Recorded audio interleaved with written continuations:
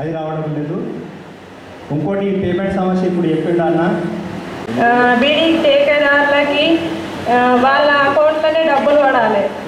ఎందుకంటే వీళ్ళందరూ తీసుకొచ్చి ఇస్తలేరు. పెన్షన్ వస్తుంది. బీడీలో పెద్ద సమస్య ఉంది సార్. మీ ద్వారా మాకు ఆ సమస్య తీరుతుందని చెప్పి మేము అంత ఆశతో వచ్చినాం సార్. మా మా టేకేదారు అన్నల మా కార్మికుల ఈ ప్రాబ్లంను తొలగించలేరని ఈ సందర్భంగా మీకు సవినయంగా తెలియజేస్తున్నాం సార్. ఇప్పుడు సార్ 500-600 బీడీ కంటే ఎక్కువ 230 రూపాయలు అంటే 110, 115, 2,500 కూడా మిగిలేదు. అందు గురించి ఈ కార్మిక సంఘ నాయకులే కానీ ప్రభుత్వం బాధపడుతున్నారు. ఎందుకంటే బయట అన్ని కూలీ వేతనాలు అన్నీ పెరిగినాయి, బయట శాలరీస్ పెరిగినాయి. వాళ్ళు ఏదో కొంతమంది ముస్లిం మహిళలు, నేను మర్చిపోయినా సార్, ముస్లిం మహిళలు బయట పోయి పని చేయలేని పరిస్థితి. వాళ్ళు ఇంటనే కూర్చుండి పని చేస్తారు.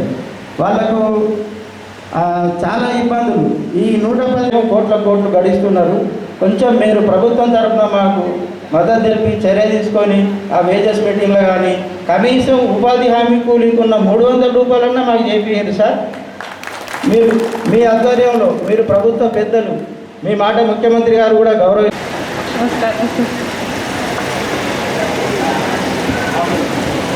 థ్యాంక్ యూ అమ్మా. నా రాయకల్ మాజీ జెడ్పీటీసీ గారు శ్రీ కుటుంబాలు బీడీలు పోయి బీడీ కంపెనీలు తీసేట్టు చాలా మంది జీవనోపాధి కోల్పోతారని అప్పుడు మన కాంగ్రెస్ ప్రభుత్వం ఇలా బీడీ కంపెనీలు ఉన్నది. ఇలా టేకేదారులకు కూడా పెన్షన్ కొరకు అప్పుడు మన జీవన్ రెడ్డి గారు వాళ్ళ అసెంబ్లీలో కూడా మాట్లాడిండ్రు. ఇలా దాదాపు వీళ్ళందరికీ పెన్షన్ రానోళ్ళే ఉన్నట్టు. ఇక్కడ 2014 నుంచి 10 సంవత్సరాల నుంచి ఈ ఆసరా పెన్షన్ అనేది లేదు సార్. ఇప్పుడు ఈ 2014 నుంచి ఉన్న ఈ పెన్షన్లు దయచేసి మీరు మంజూరు చేయించగలరని ఈ సందర్భంగా నేను తెలియజేస్తున్నాను సార్. నాన్ పిఎఫ్ కార్మికులకు మేము ఎట్ ఎ టైం మా డబ్బులు అంతకుముందు మా అకౌంట్లలో వేస్తుంటారు గవర్నమెంట్. ఎప్పుడైతే ఈ నోట్లు రద్దయిందో అప్పటి నుంచి సిస్టమ్ పెట్టింది. అయితే ఆ సిస్టంలో కూడా కొన్ని కంపెనీలే ఉన్నాయి సార్. ఇంకా కొన్ని కంపెనీలు ఇట్లా ఇబ్బంది కావద్దని చెప్పి టేకేదారులకు ఇస్తుంది. అయితే అదొక్కటి మాకు పెద్ద బర్నింగ్ ఇష్యూ ఉంది సార్. అదొక్కటి మీరు చేసి పెడితే మేము రాత్రనగా పగలనగా తిరిగి మీ కొరకు కష్టపడి మేము మిమ్మల్ని అత్యధిక మెజారిటీతో గెలిపించుకోగలుగుతామని చెప్పి మా టేకేదారులందరి తరఫున మిమ్మల్ని వేడుకుంటున్నాం సార్. అయితే ఇది సిరిసిల్ల యములవాడల మధ్యలో ఉన్నది. అప్పుడు మన కాంగ్రెస్ ప్రభుత్వం అప్పుడే వచ్చింది. మన మల్లికార్జున ఖర్గే గారు అప్పుడు దాన్ని శంకుస్థాపన కూడా చేసేది అన్న. హాస్పిటల్లో ఈ డబ్బులు ఇవి మళ్ళీ అన్న ఇంకొకటి మాకు పిఎఫ్ ఆఫీస్ ఒకటి అన్న కరీంనగర్లో ఉన్నది, అయితే నిజామాబాద్లో ఉన్నది. అయితే ఈ పిఎఫ్ అనేది లేదన్న. అయితే దీనికి నోటరీ చేసుకోవడానికి దానికి దీనికి చాలా డబ్బులు ఖర్చు అయినాయి. ఇంకా కూడా కొద్దిమంది మా సోదరులలో ఇప్పటికి కూడా అన్న కొద్దిమంది పిఎఫ్లు పింఛన్ కట్ అయితే లేదు, ఎందుకంటే ఆగిపోయినాయి, పేర్లు తక్కువన్నాయని. దీన్ని మీరు దయచేసి మన నిజామాబాద్ పిఎఫ్ ఆఫీసర్ను సంప్రదించి వాళ్ళకి మేము ఒక లెటర్ ఇస్తామన్నా. ఆ లెటర్ మీ ద్వారా అక్కడికి పంపించినట్టయితే దాన్ని పేర్లు సవరణ చేసేందుకు మీకు సహకారం కావాలని నేను కోరుతున్నాను. ఆ ఈఎస్ఐ మనకిడు గోదావరి కానీ ఇటు నిజామాబాద్ ఉన్నది. ఒక కార్మికుడు గోదావరి కానీ కూడా సరైన బస్సు లేదు. ఇక్కడి నుంచి నిజామాబాద్ పోవాలన్న కార్మికునికి ఆరోగ్యం కోసం 1000 రూపాయలు ఖర్చు అవుతుంది. ఆ ఖర్చు పెట్టబోదు ఇక్కడనే ప్రైవేట్ హాస్పిటల్కి మించుకుంటుంది. అందుకోసమే మీ సెంట్రల్ నుంచి వెళ్ళి ఈఎస్ఐ హాస్పిటల్ జగిత్యాల జిల్లాలో ఉంటే ఒక బీడీ కంపెనీ కాదు, ఇప్పుడు సంస్థలో పనిచేస్తున్న ఏ పిఎఫ్ కార్మికులైనా ఈఎస్ఐ కట్ అవుతుంది. ఆ ఈఎస్ఐ మెయిన్ ముఖ్యం మన జగిత్యాల కార్మికులందరికీ అండగా ఉంటుంది. మన ప్రశ్నించే గొంతును అక్కడ ఉంటే మన కార్మికుల సమస్యలు పరిష్కరిస్తామని నేను ఆశిస్తున్నాను. గత ప్రభుత్వం 2014 అని చెప్పి ఒక కట్ అప్ డేట్ పెట్టేవరకల్లా 2014 నుంచి 2024 వరకు ఇచ్చిన పిఎఫ్లకు పెన్షన్ అందలేదు. దీన్ని మీరు కొద్దిగా చొరవ నుంచి ఖచ్చితంగా దీని మీద చర్చ జరిపి వాళ్లకు న్యాయం చేయాలని చెప్పని నేను సభాముఖంగా మీకు కోరుతున్నాను. టేకేదారులను అందరూ నేను కూడా రిక్వెస్ట్ చేస్తున్నా, కష్టపడండి, కార్మికులకు చెప్పండి. మరి జీవన్ రెడ్డి గారిని ఎంపీగా పంపిస్తే మీ పక్షాన మా పక్షాన ఖచ్చితంగా మాట్లాడి ఏ సమస్యలు ఉన్నా కానీ చేస్తారని చెప్పని నేను సభాముఖంగా మనవి చేస్తున్నాను. మాకు ఎట్టి పరిస్థితుల్లో మీరైతే కొద్దిగా జోక్యం తీసుకొని చొరవ తీసుకొని మాకు పేమెంట్ మాత్రం ఖచ్చితంగా ఇది ఒకటి పిఎఫ్ కట్ డేట్ ఈ రెండు ఎత్తివేయాలని చెప్పని ఖచ్చితంగా నేను మిమ్మల్ని ఈ సభాముఖంగా కోరుతున్నాం. కష్టపడితే 500 బీడీలు చేస్తాం, వాటికి ఎంత 100 రూపాయలు వస్తాయి. తంబాకు వాసన తట్టుకొని ఎన్నో అనారోగ్యాల పాలవుతున్నాం. అనారోగ్యాలు వస్తున్నాయి సార్ మాకు. అందుకే మాకు 230 వస్తున్నాయి 1000 బీడీలకు 300 కనీసం ధర 300 కన్నా పెంచి మమ్మల్ని ఆదుకోవాలని ఇదొకటి సార్. ఇంకొకటి పెన్షన్ల గురించి చాలామంది అక్క చెల్లెళ్ళు మేము అందరం వెయిట్ చేస్తున్నాం. మేము ఎంతోమందికి రాక 8 సంవత్సరాలు అవుతుంది వస్తారు. మేము వెయిట్ చేయబట్టి మండల ఆఫీసుల చుట్టూ అటు ఇటు ఎన్నో తిరిగి అలసిపోయి ఇక్కడ దాకా వచ్చినాం సార్. మీ మీద అభిమానంతో ఇప్పుడు వచ్చినాం సార్ ఇడికి. సార్ ఇదొకటి ఆదుకొని కటప్ డేట్ ఎత్తివేసి మమ్మల్ని 2014 నుంచి ఇప్పటి వరకు కట్ అయిన వాళ్ళందరికీ పింఛన్ ఇప్పించగలరని కోరుకుంటున్నాం.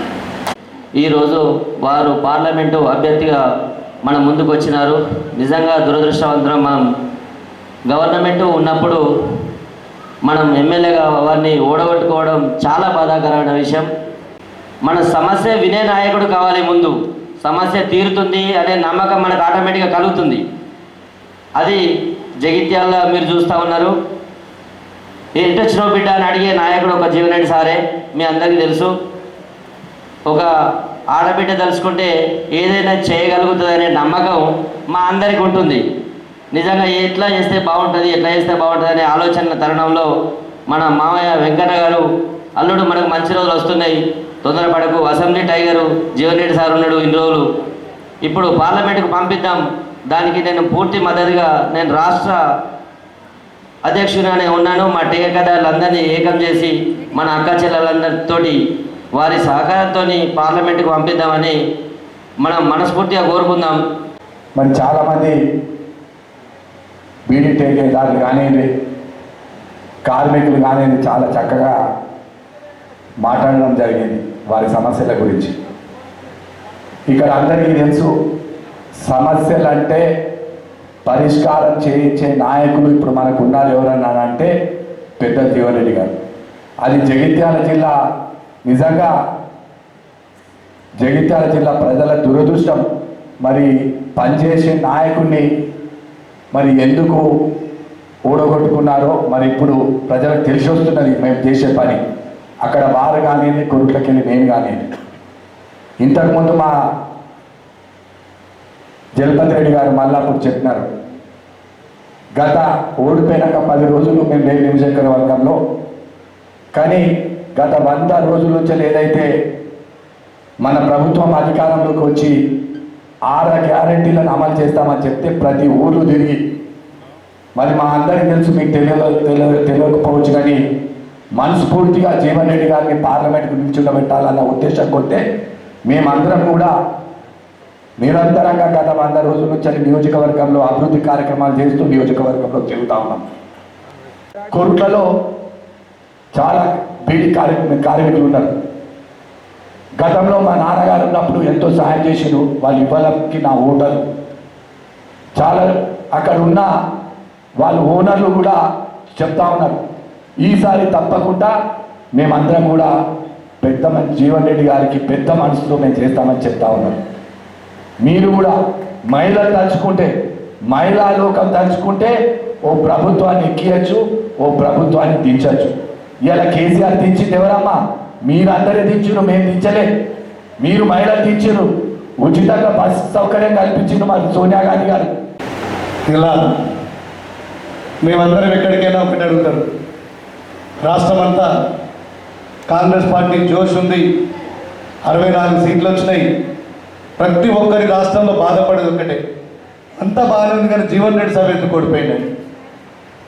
ఎవ్వరు ఏ జిల్లాకు పోయినా, ఎవ్వరు ఎక్కడ కలిసినా జీవన్ రెడ్డి సభ లాంటి గొప్ప నాయకుడిని ఎట్లా ఓడగొట్టిరు, అసలు ఏం జరిగింది? మమ్మల్ని అడిగే మొట్టమొదటి ప్రశ్న అది.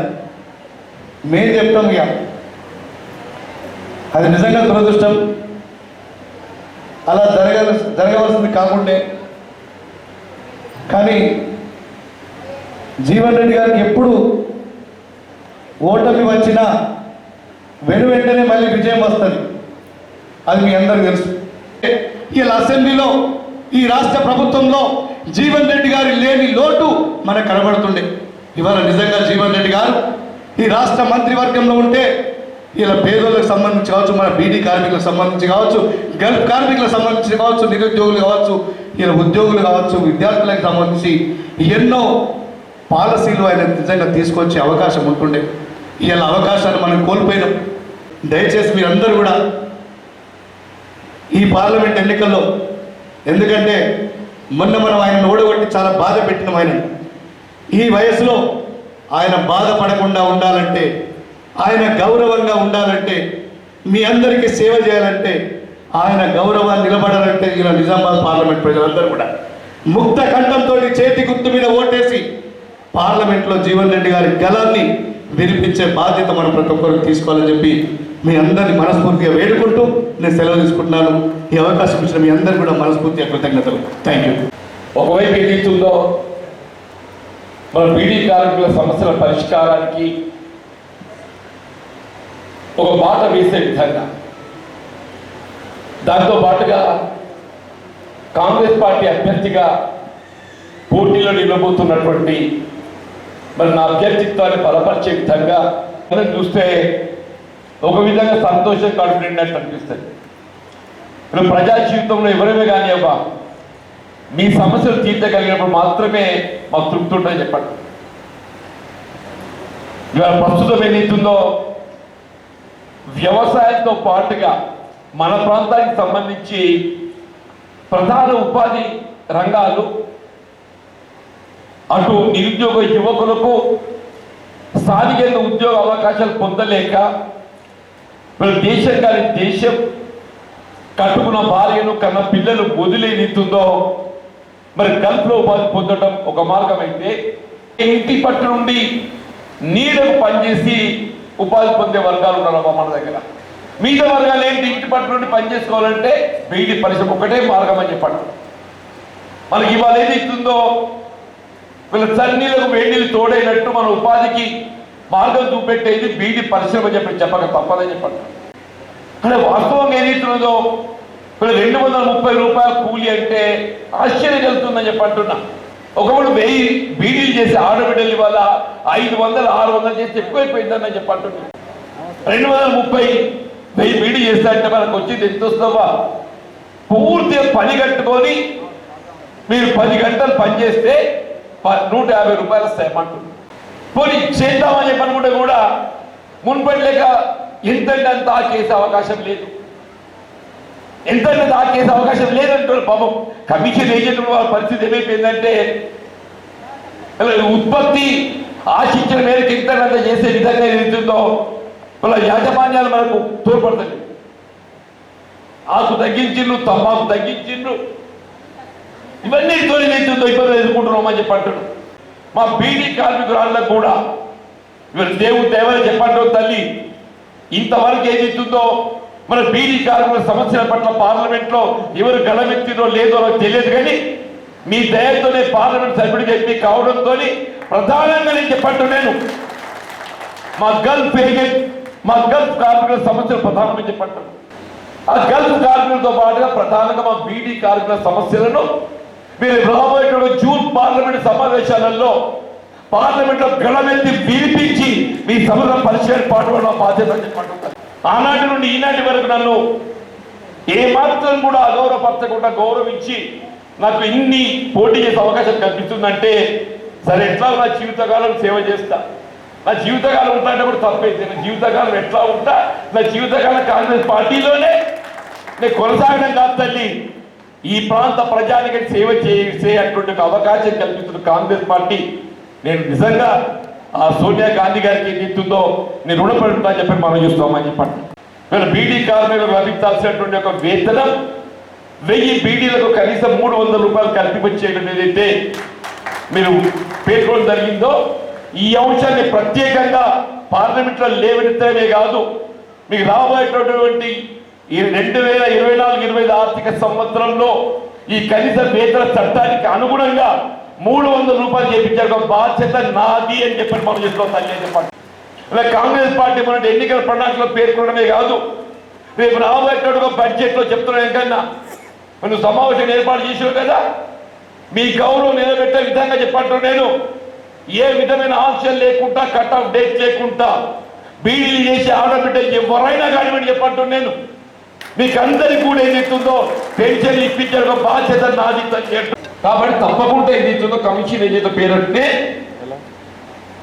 ఈ మీ శ్రమకు ఫలితాన్ని ఏదైతుందో జమ చేసి పిఎఫ్ కార్మికులకే కానీ నాన్ పిఎఫ్ కార్మికులకే కానీ ఏమాత్రం జాప్యం లేకుండా ఏ నెల బీడీ ఆ నెల చెల్లింపు చేసినట్టు చేస్తా అని చెప్పని కూడా నేను మనం చేస్తూ చెప్తాను.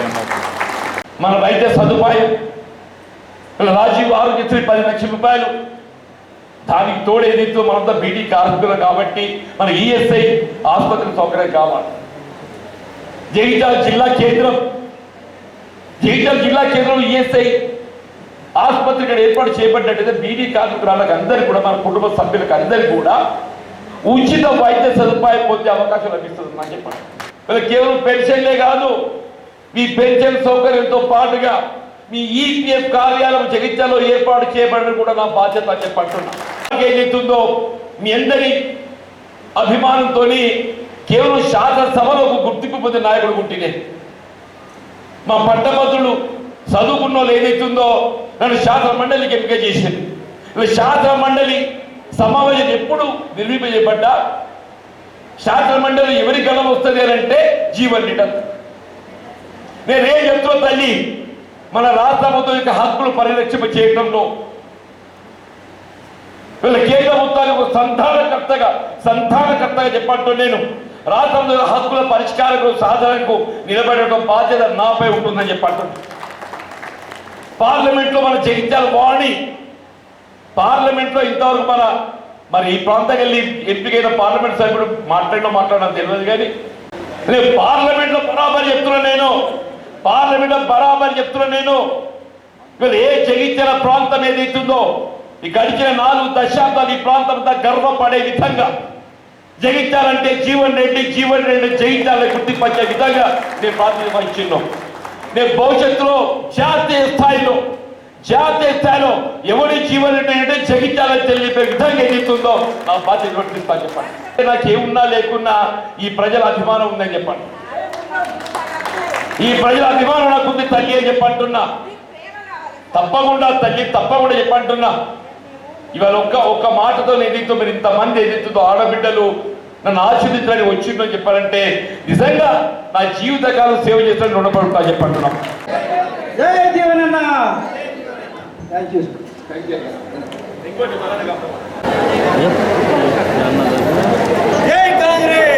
అన్న ఠేకేదార్ మిత్రులందరూ ఇట్లా రాగలరు అయ్యా.